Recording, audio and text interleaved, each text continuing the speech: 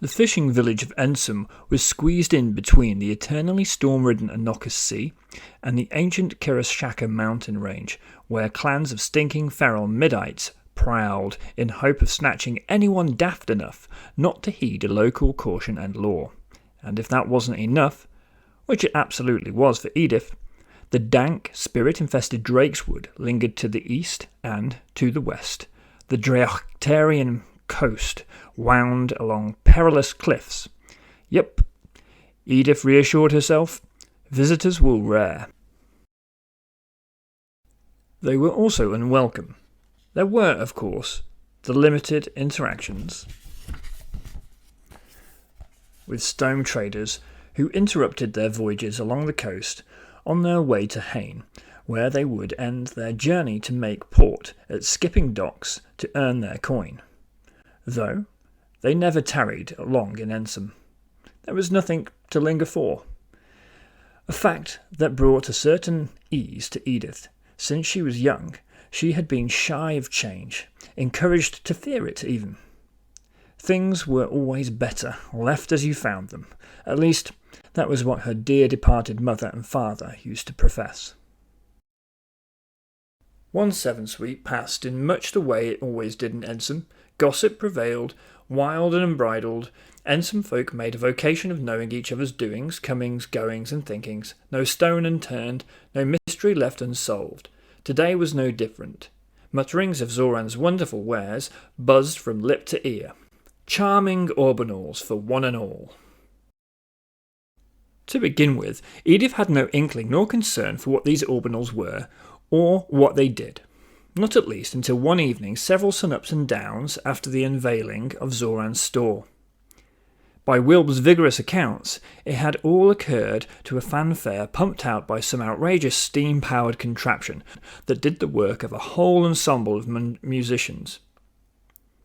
After all the whiz-bangs and fizzy-pops, and all kinds of other nameless racket to which fireworks spattered and crackled, Zoran had gifted a chosen few with pretty orbs.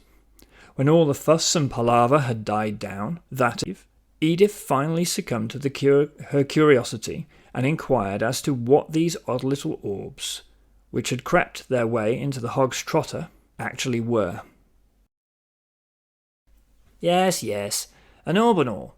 I know what it's called, my dear, but what does it do? She asked Alba, the weaver's daughter. Alba rolled the perfect sphere around in dexterous fingers that knew only of the tactile work of weaving. She seemed spellbound by the shape and smoothness of the glassy globe. It did shine and glow in a somewhat pleasing manner, Edith noticed, like a green ember. "Isn't it a beauty?" said Alba, eyes fixed on it. Edith wrinkled her nose in offence of young Alba's trance. Yes, very nice, but come now, child. Snap out of it and tell me. What's it for?" "Well, you know, everybody knows," said Alba, deliberately as if Edith were too old to understand something so complicated, despite herself having only discovered it but a few days ago. "Haven't you heard?" Again in a tone which implied Edith should have already.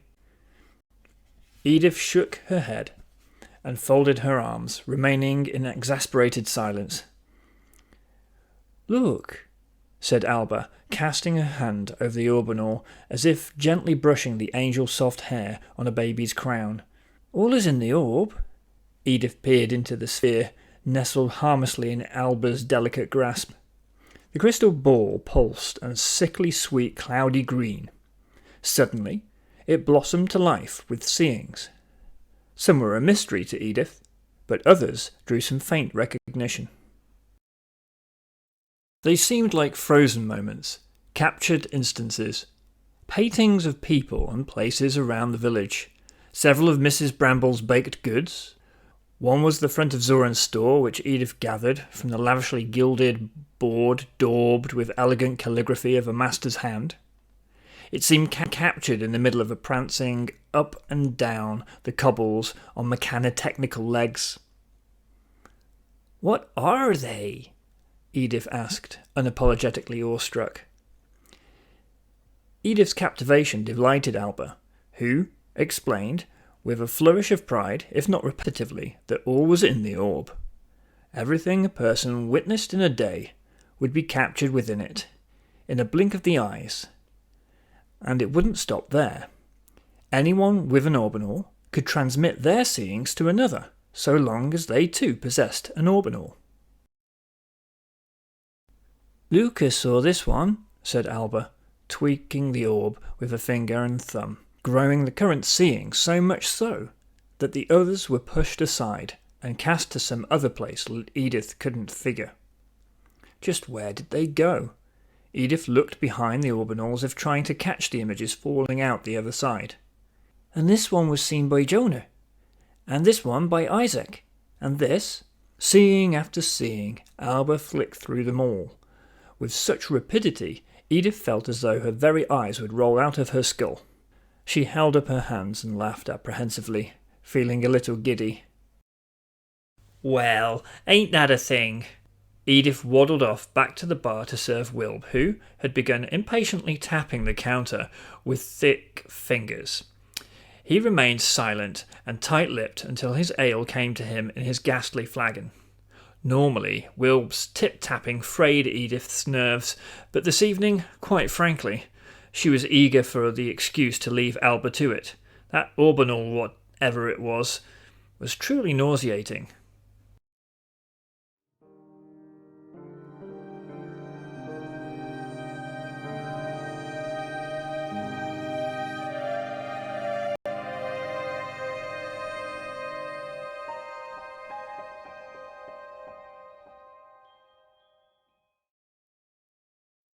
The ale sloshed into the tankard like a waterfall, so loud, so deafening, it seemed the only sound in existence in the noiseless tavern.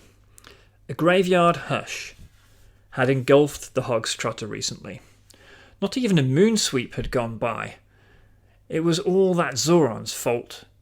Edith was in two minds of serving him up a harsh word or two, yet it hadn't really hampered business so much as enriched it.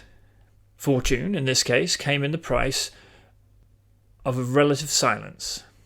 "It ain't right," she complained to Wilb, who nodded sympathetically. "Taverns are places for shouting and laughing, for a good knees-up, not church quiet, not coffin quiet.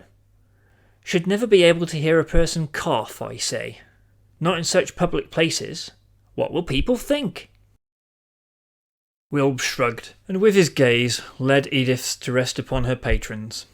Each frozen in the glow of their orbinals, Edith sighed. She had no words for it, no words at all. Not only was it the hush, but the strangers too. So many had appeared. In recent days she had been obliged to open up the upstairs, which she had once called her own private dwelling.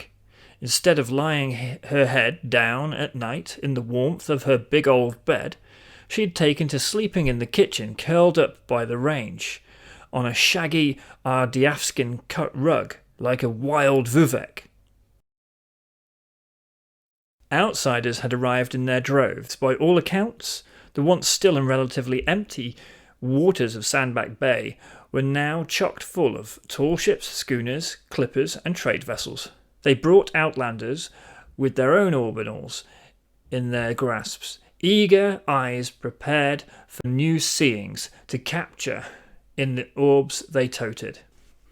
Edith took the 3 tankards she had filled and waded through the crowded tavern of silent souls, who were standing and sitting here, slouching and sauntering there, each one in the possession of one of those orbinal thingamabobs, their fingers walking through each other's seeings and doings.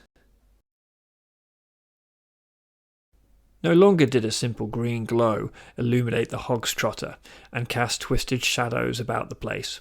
Now, all the colours of the rainbow glowed hypnotically. Edith placed the ales down on an old keg that served as a table in front of Jonah, the stable boy, and one of Alba's new friends, an olive-skinned stranger from outside Ensom, clad in a sumptuous shawl of gold and wine-coloured red. The 3 of them, Alba, Jonah, and the outsider, were perched together on their stools in silence around the barrel, with pink, green, and blue orbinals respectively. Edith coughed, forcing a mumbled thank you and a brief nod from Jonah, who simply continued to flick through the misty pictures in his green orb. "What are you doing?" "Sharing our seeings," he muttered. Jonah crouched to regard his tankard, foam steadily creeping down the side of the aged, ale-soaked wood.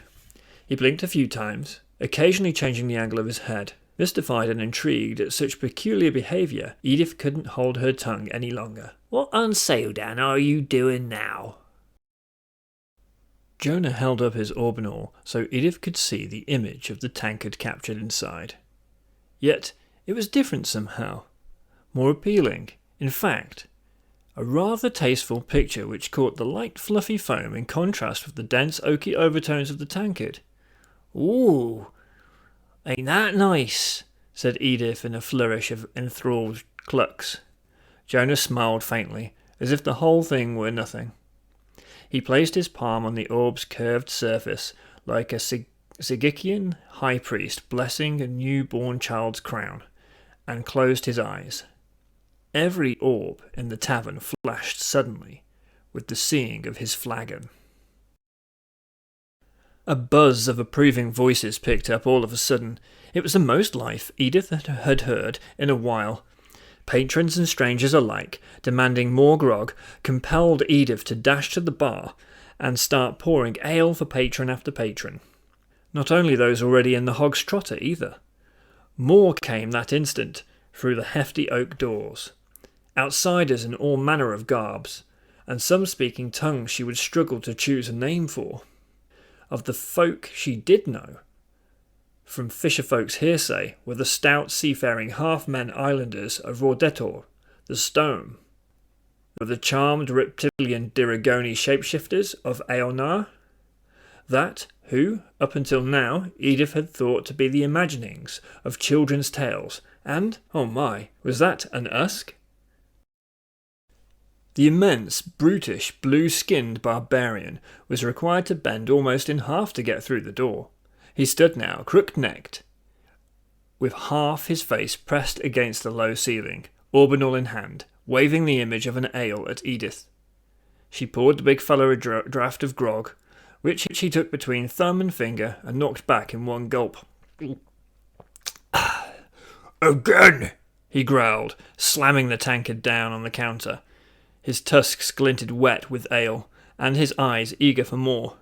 Edith turned a glance in the direction of the meagre casks she had out back, imagining just how many a single Usk might drain, when the tavern door creaked and 3 more bent their way in, to the astonished remarks of local patrons. "Oh my," she whimpered, and swallowed hard.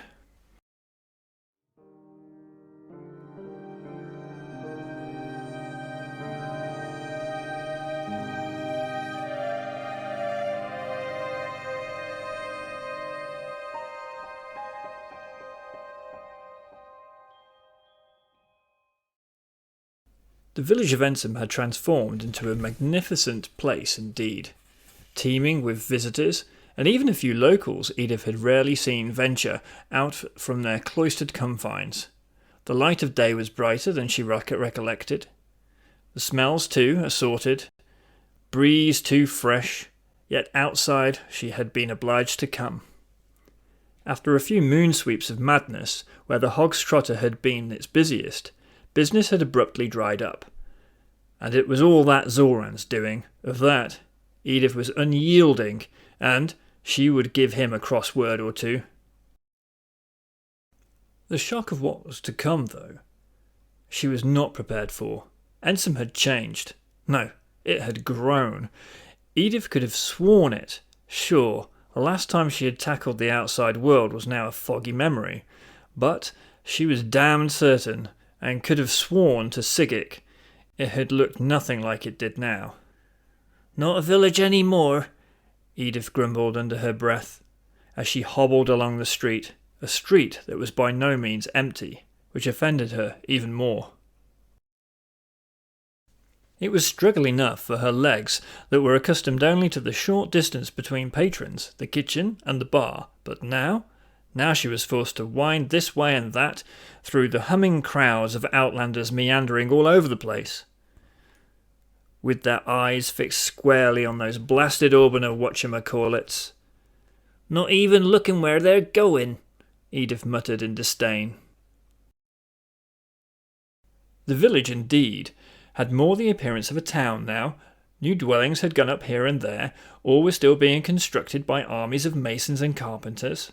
Some of the old tumble-down cottages had been renewed and appeared quite hospitable. Edith wasn't going to allow that to sway her, though.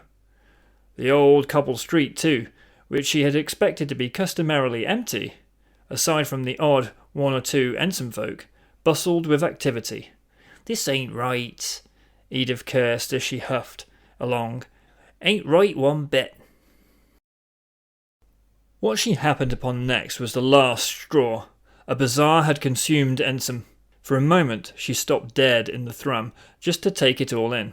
Rich Salfiran nobility swaggered from one tented stall to another, with simps perched upon their shoulders.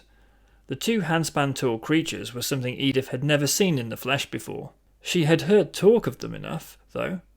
Sprites from a magical land of Dafdaras, on the other side of the Kiraksha mountains, often employed by rich Salfiran to translate the tongue of any foreigners they might encounter on their lavish travels. Excuse us, came urgent snuffling voices from below, startling Edith's eyes down. A bunch of knee-high folk with the most ghastly star-shaped noses were all tangled up in her skirts. "Well, I never! Out, out, you mischievous little things!" she cried, dancing around. "No need to be rude," said a rather well-dressed creature in embroidered waistcoat and billowing trousers. "Indeed," added another similarly dressed fellow. "You're the one standing in the middle of the street, madam." "I live here," Edith yelled back at them as they tottered away. "I'm entitled to stand wherever I wants to." "Oh, a local!" exclaimed another, and with that produced a miniature Orbinall in its tiny hands. The star-nosed creature blinked at Edith a few moments until the Orbinall flashed with her image.